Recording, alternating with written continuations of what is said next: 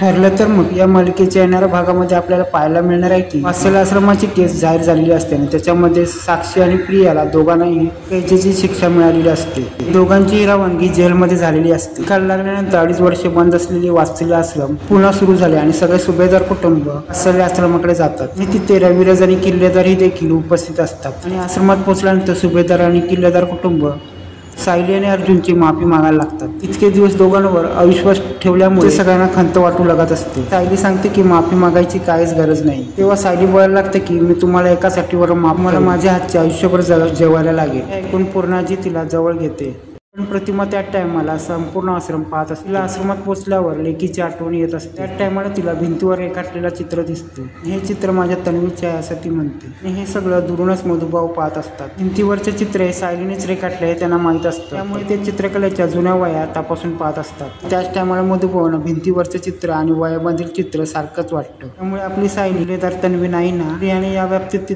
तिची फसवणूक केली नाही ना, हा संशय मधुभाऊंच्या मनात तयार होतो।